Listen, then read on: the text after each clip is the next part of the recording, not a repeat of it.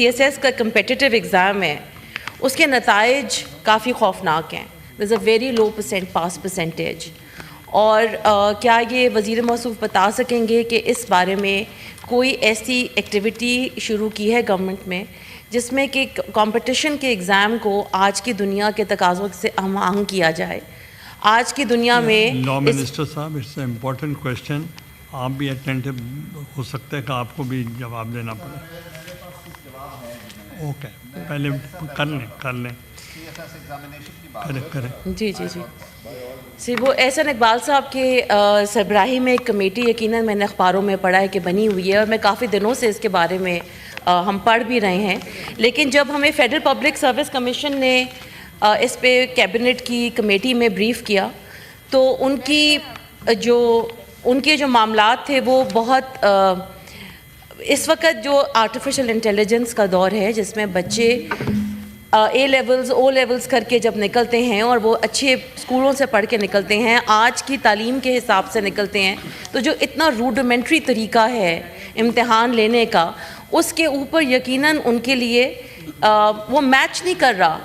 وہ جو نظام تعلیم کے ساتھ منسلک ہے CSS کا ایگزام، وہ بہت ڈفرینٹ پیرامیٹرز کے اندر ہے. تو کیا وزیر موصوف مجھے بتانا پسند کریں گے کہ کب تک احسن اقبال صاحب کی کمیٹی کی جو سفارشات ہیں وہ مکمل ہو جائیں گی تاکہ ہم اگلے سال سے ایک بہتر ایگزامینیشن کا وہ پیپر ان کے سامنے رکھ سکیں بچوں کے سامنے؟ You want to reply?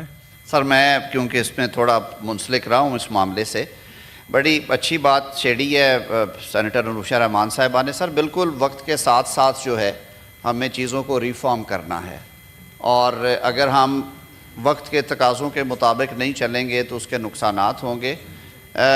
Senator صاحبہ نے بالکل صحیح فرمایا کہ ہمارے یہاں انفارچونیٹلی یا فارچونیٹلی 2 اسٹریمز آف ایجوکیشن چل رہی ہیں بیسک لیول کے اوپر. ایک ہماری کنونشنل ایجوکیشن ہے جس میں بورڈ آف انٹرمیڈیٹس ہیں، ہائر سیکنڈری سکولز ہیں، میٹریکولیشن اور FA ہے جو کہ ہم لوگوں کے زمانے میں تھا، اور پھر وقت کے ساتھ ساتھ جو کیمبرج ایگزامینیشن ہے وہ بہت پاپولر ہوتا گیا، اور اب وہ ایک بہت بڑی تعداد ہے بچوں کی سر جو پبلک پرائیویٹ سیکٹرز دونوں سے آ رہے ہیں، اور وہ O لیولز اور A لیولز کے کیمبرج ایگزامینیشن سسٹم سے آ رہے ہیں.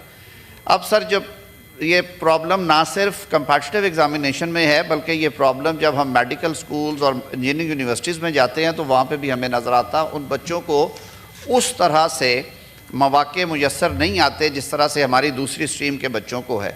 اب حکومت کی یہ بالکل ذمہ داری ہے کہ یا تو ہم یکساں نظام تعلیم 1 سیلیبس فار آل پاکستانیز کرے، یا پھر جو دونوں اسٹریمز آ رہی ہیں ان کے مواقع جو ہیں سر وہ یکساں ہونے چاہیے، ان میں تفاوت نہیں، ان میں فرق نہیں ہونا چاہیے، اس میں ڈس ایڈوانٹیج نہیں ہونا چاہیے کہ ایک جو طبقے کے اسٹوڈنٹس ہیں ان کو اس میں فائدہ ہے، دوسرے کو نقصان ہے.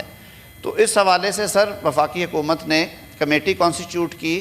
انہوں نے کہا کہ یہ ایک ایسا اہم معاملہ ہے کیونکہ سر جو کمپیٹیٹیو ایگزامینیشن کی وجہ سے آپ کو ملک کو چلانے والی جو بیوروکریسی ہے سر وہ پرووائڈ کرتا ہے. یہ ایک طرح سے فاؤنٹین ویل ہیڈ ہے ہمارا، جو کہ فیڈرل پروونشل بیوروکریسیز کو آگے یہ لوگ یہاں سے ملتے ہیں، اور اچھا ہیومن ریسورس آئے گا تو اچھا گورننس کا نظام آئے گا.